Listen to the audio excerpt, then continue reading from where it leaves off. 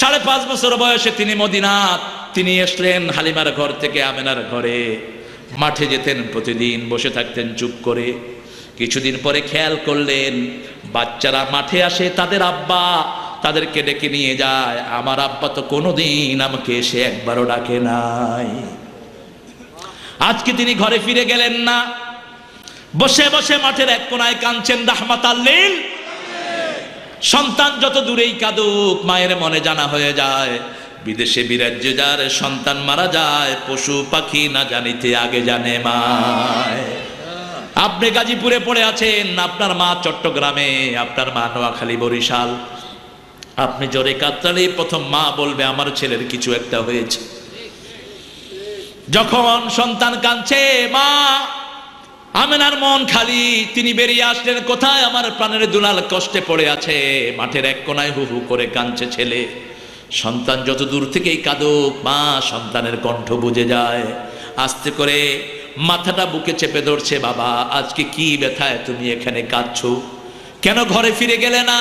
তিনি বলছেন, মা গো এতদিন ধরে মাঠে আছি, ছেলেদের বাবারা এসে ছেলেদেরকে আদর করে নিয়ে যায়, আমার বাবা তো একদিনও এসে আমাকে আদর করলো না। আজকে যদি বাবা ফিরে না আসে আমি ঘরে ফিরে যাব না। মা আমেনা বলছেন, তোমার আব্বা মদিনায় ঘুমিয়ে আছে, তুমি ডাকলে হয়তো তোমার বাপ উঠবে, কালকে সকালে আমি তোমাকে সেখানে নিয়ে যাব। ঘরে নিয়ে আসলেন, 3 জন রওনা হলেন। উম্মে আইমান বিশ্বনবীর ঘরের বান্দি, যার নাম ছিল বারাকা। কি নাম? বারাকা। তিনি ছিলেন কালো একজন দাসী, এত নেককার এত ফরজগার ছিলেন। তিনিও জান্নাতি মহিলা। বিশ্বনবী সাল্লাল্লাহু আলাইহি ওয়াসাল্লামের খেদমত করতে করতে আল্লাহ তাকে জান্নাতি মহিলা বানিয়ে দিয়েছেন। তিনি সাহাবী হয়েছিলেন পরবর্তী পর্যায়ে। 3 জন চলে গেলেন মদিনায়। মা আমেনা বলল, ওই যে ওখানে তোমার আব্বা ঘুমানো, তুমি ডাকো, হয়তো তোমার ডাকে সাড়া দিবে।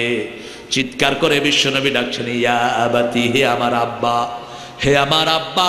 আব্বা আব্বা বলে ডাকছে, সারা পৃথিবী যেন নবীর সাথে কাঁদছে।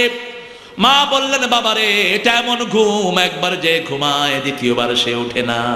তোমার আব্বা কোনোদিন তোমার ডাকে সাড়া দিবে না। মক্কার দিকে রওনা হলেন।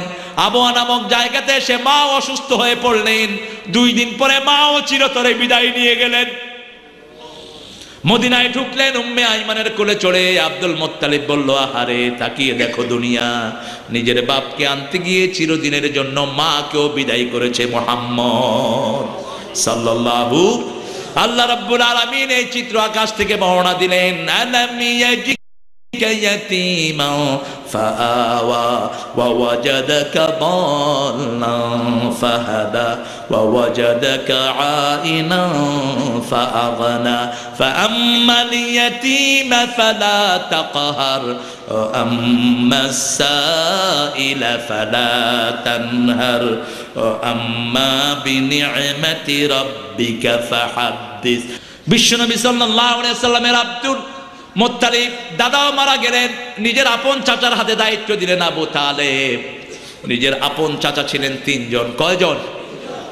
একই মায়ের ঘরে আব্দুল্লাহ, হামজা এবং আবু তালেব। এই 3 জন ছিলেন একজনের ঘরে, বাকিরা ছিলেন অন্যের ঘরে। আবু তালেব দায়িত্ব গ্রহণ করলেন। বিশ্বনবী সাল্লাল্লাহু আলাইহি ওয়াসাল্লামকে এত বেশি আদর তিনি করতেন, রাসূল সাল্লাল্লাহু আলাইহি ওয়াসাল্লাম ঘরে না ঢুকলে তিনি খাবার বাড়তেন না। ছেলেরা যতই ক্ষুধার্ত অনুভব করতো, বিশ্বনবী বলতেন, আমার ভাতিজা আসলে যখন বাড়বো খাওয়ার বরকত ফুরায় না। 7 বছর বয়স আমরা পেরিয়ে এসেছি। 7 বছর বয়সে মাথার কাপড় তুলে নেই এরকম বোধহয় একজনও পাওয়া যাবে না। বিশেষ করে গরমকালে লুঙ্গি খুলে কত বাজে পানিতে ডুবাইছি তার কোনো হিসাব নাই। আবার পুকুরের পাড়ে, নদীর পাড়ে এরকম পানি দিয়ে ওই যে একটু পিছলি করে করে, এটার কি খেলা কয়? পিছলা খেলা। পিছলা খেলা। আব্বা যখনই ধরতো, গোসল কয়বার করছ? কয়ে যে দেখেন লুঙ্গি শুকনা একবারই করছে। এত বাজে লুঙ্গি খুইলা কাম করছে সেটা আর কয় না। বিশ্বনবীর জীবনী এমন এক অবাক করা জীবনী। মা হালিমাতুস সাদিয়া বলছেন, শিশুরা ক্ষুধার যন্ত্রণায় কাঁদে, কিন্তু নবী মুহাম্মদ সাল্লাল্লাহু আলাইহি ওয়াসাল্লাম কখনো ক্ষুধার যন্ত্রণায় কাঁদতো না। 17 থেকে কাপড় সরে গেলে তিনি কেঁদে উঠতেন। 17 ঢেকে দিলেই তার কান্না বন্ধ হয়ে যেত। আবার সেই নবী বলতেন, আল হায়া ওয়াল ঈমান কারিনান, হায়া শরম আর ঈমান একটি আরেকটির সহোদর ভাই। একজনকে ছাড়া আরেকজন থাকতে পারে? মাল্লা হায়া লাহু লা ঈমানা, লাহজার হায়া শরম নাই, তার মধ্যে ঈমান। হাফ প্যান্ট পরে আমাদের অনেক মুসলমান ছেলেরা আছে না নাই? কথা কন না কেন? এই হাঁটু থেকে নাভি পর্যন্ত এটা ঢাকা সুন্নত না নফল? আরো জোরে বলেন ফরজ। কিন্তু এখন ছেলেদের নিচেও নামে, এখান দিয়ে নামতে নামতে জাইঙ্গা বেরিয়ে যায় পেছন দিয়ে। এক মসজিদে গেছি, এক মুরব্বীকে আমার নামাজের বাসান। হ্যালো, কি রে নামাজের বাসান? এই কি হয়েছে চাচা? কয় আমি কইতে পারুম না, সামনে এটা কি? পোলার প্যান্ট এত নিচে, পায়ের সামনে থাকে দেড় হাত প্যান্ট, তো উপরে থাকবে কেমনে প্যান্ট? প্যান্ট নামতে নামতে জাইঙ্গাও শেষ গেছে, সেজদায় যা বাহির হওয়ার তাই হয়েছে। তুই আগে সতর ঢাক। বিশ্বনবী সাল্লাল্লাহু আলাইহি ওয়াসাল্লাম হাঁটুর উপরে কখনো কাপড় তোলেন? 7 বছর বয়সেও কাপড় তোলেন নাই। আর আমাদের অনেকে লেংটি মারে। কি মারে? লেংটি, মাথায় টুপি, লেংটি মারছে। দিছে আসরের আজান, দৌড়ে মসজিদে চলে গেছে, লেংটি ঘুমতে মানা নাই। আল্লাহু আকবার। রুকুতে গিয়ে দেখে হায় হায়, কোন দিকে কি হলো? খুলছে লেংটি, উপরে পাখা ঘুরতেছে। লেংটি খুললো তো লেংটি তারে খুলে নেই, গেছে সেজদায়, যা হওয়ার তাই হয়েছে। কাবা ঘর মেরামতের কাজ চলছে, সকল ছেলেরা লুঙ্গি খুলে ঘাড়ে নিয়ে পাথর আনছে। বিশ্বনবী সাল্লাল্লাহু আলাইহি ওয়াসাল্লাম পাথর আনছেন খালি ঘাড়ে করে। চাচা আবু তালেব বলল, ইখলাফু তাক, তোমার লুঙ্গি খুলে নাও। লুঙ্গিতে হাত দিলেন, তিনি বললেন আমি লুঙ্গি খুলতে পারবো না। এত লজ্জাশীল ছোটবেলা থেকে তিনি ছিলেন, কারণ সেই নবী 7 বছরের বয়সের বাচ্চাদের জন্য বলেছেন, 7 বছর বয়স হলে ছেলে হোক মেয়ে হোক তাকে তোমরা নামাজ শিক্ষা দিবা। আর যখন ছেলে মেয়ে নামাজ শিখবে তাদের সতর তাদেরকে ঢাকতেই হবে। একটা মেয়ে যখন নামাজি হয় এমনি মেয়ে পর্দাশীলা হয়ে যায়। আপনি একটা ছোট মেয়েকে জোর করেও আপনি এমনি হাফ গেঞ্জি গায়ে দিয়ে নামাজে দাঁড় করাতে পারবেন না। মেয়েরা আল্লাহর পক্ষ থেকেই তাদের ভিতরে একটা পর্দার জ্ঞান আছে, ঠিক কিনা? আপনি দেখবেন টুপিওয়ালা কোনো মহিলা যদি যত শৃঙ্খলী হোক, টুপিওয়ালা কাউকে দেখলে একটু শালীন হওয়ার চেষ্টা করে। আবার আজান হলে দেখবেন অনেক হিন্দু মেয়েরাও মাথায় কাপড় টেনে দেয়। এটা ওই নামের প্রতি শ্রদ্ধা ভিতর থেকে আসে, এটা ঠিক কিনা? বিশ্বনবী সাল্লাল্লাহু আলাইহি ওয়াসাল্লাম অজ্ঞান হয়ে মাটিতে পড়ে গেলেন।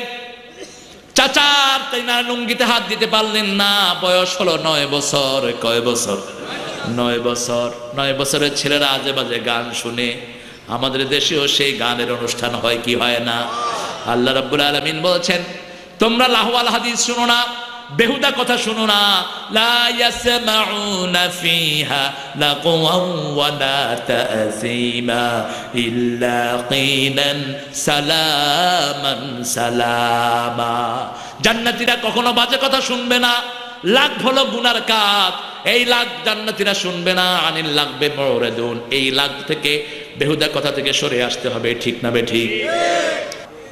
মুসলমান শুনবে যেখানে তাদের ঈমান বাড়ে। আল্লাহকে যে পাইতে চায়, আল্লাহকে যে পাইতে চায়, আরশ কুরসি লৌহ কালাম না চাহিতে পেয়েছে সে। রাসূল নামের রশি ধরে যেতে হবে আল্লাহর ঘরে। নদী তরঙ্গে যে পড়েছে ভাই দরিয়াতে সে আপনি মেশে। আল্লাহকে যে পাইতে চায়। আলহামদুলিল্লাহ বলেন। বিশ্বনবী কার নাম জপেছেন?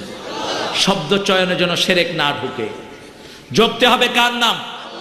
আল্লাহর নাম। আবার একা একা থাকলে ঘরের মধ্যে জপবেন কার নাম?